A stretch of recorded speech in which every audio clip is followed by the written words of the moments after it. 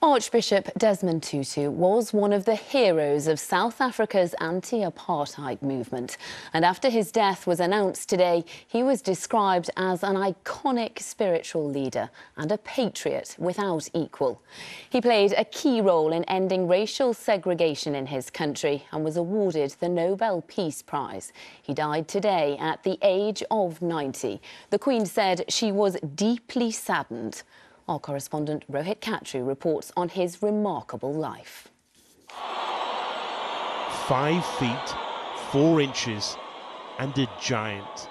I stand here as an old man. Even when South Africans mourned Nelson Mandela, only one man inside this stadium could command enough respect to silence it. I want to hear a pin drop. And as so often, Archbishop Desmond Tutu wrapped moral might with humour.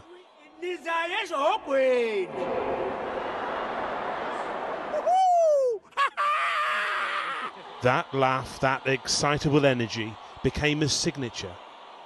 During the darkest days of apartheid, during the brighter ones that followed, as South Africa welcomed the World Cup, and more recently when the Sussexes visited Cape Town. But the man known as the Arch was no jester. Humour was a weapon.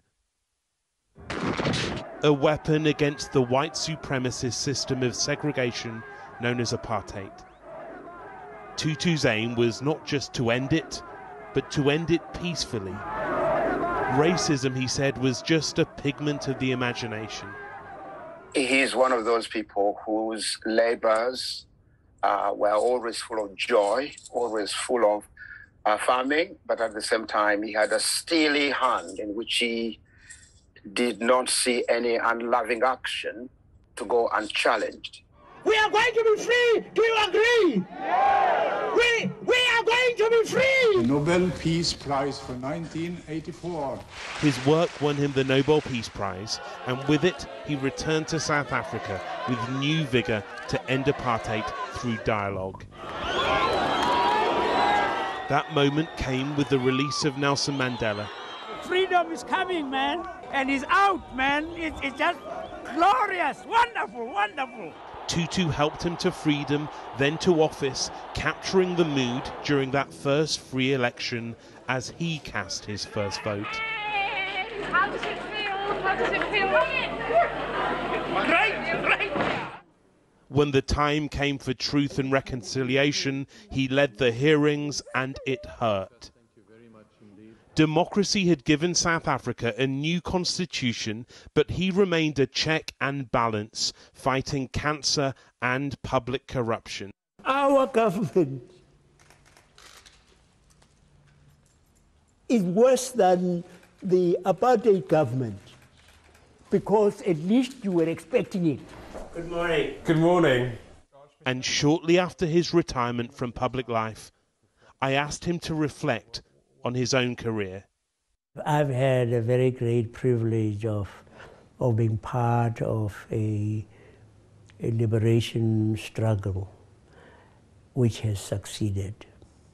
I mean, I think it has helped to show that enemies are only friends waiting to be made. Rohit Katru on the life of Archbishop Desmond Tutu, who died earlier today. Tributes have been paid from around the world to Archbishop Desmond Tutu, one of the leading figures in the fight against white minority rule in South Africa, who's died at the age of 90. Desmond Tutu's tireless campaigning against apartheid was rewarded with the Nobel Peace Prize. South Africa's President Cyril Ramaphosa described him as a patriot without equal. The former US President Barack Obama said he had been a mentor, friend.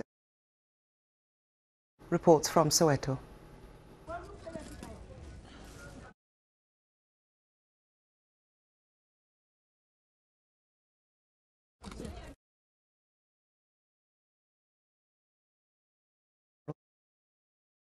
reports from Soweto. Nobel Peace Prize. South Africa's President Cyril Ramaphosa described him as a patriot without equal. The former US President Barack Obama said he had been a mentor, friend. Reports from Soweto. Paying their last respects. People from all walks of life dropped off flowers here at Desmond Tutu's Soweto home, demonstrating what the 90-year-old stood for. He was the voice of reason, the face of reconciliation, and South Africa's moral compass. Archbishop Desmond Tutu was one of our nation's finest patriots. He was a man of unwavering courage, of principled conviction, and whose life was spent in the service of others. He in many ways embodied the essence of our humanity. Day to us as South African, because he's the light and the icon of this country. He used to be a father to us. His wife used to be a mother to us. It was Desmond Tutu, known affectionately as the Arch, who coined the phrase Rainbow Nation to describe South Africa's ethnic diversity, often preaching peace and unity in the face of adversity. He was one of the greatest people I've ever met. He and Nelson Mandela are the two leaders who ended apartheid. But you know, he was a teacher, he was a moral leader, he was a campaigner. Several memorial services are expected to be held in honor of Desmond Tutu over the next few days. For people here in Soweto, they remember the Arch as a unifying figure who played a prominent role in South Africa becoming a democracy.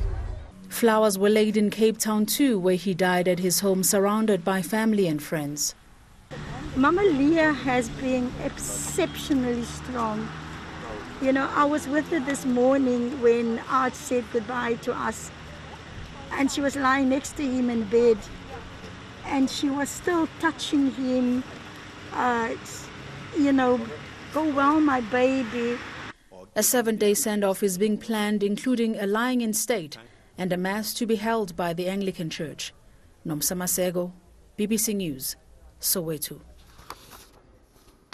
Well, the US President Joe Biden and First Lady Jill Biden have said that they were heartbroken to discover Archbishop Tutu had died. In a statement, they said, "We were blessed to spend time with him on several occasions over the past many years. His courage and moral clarity helped inspire our commitment to change American policy towards the repressive apartheid regime in South Africa."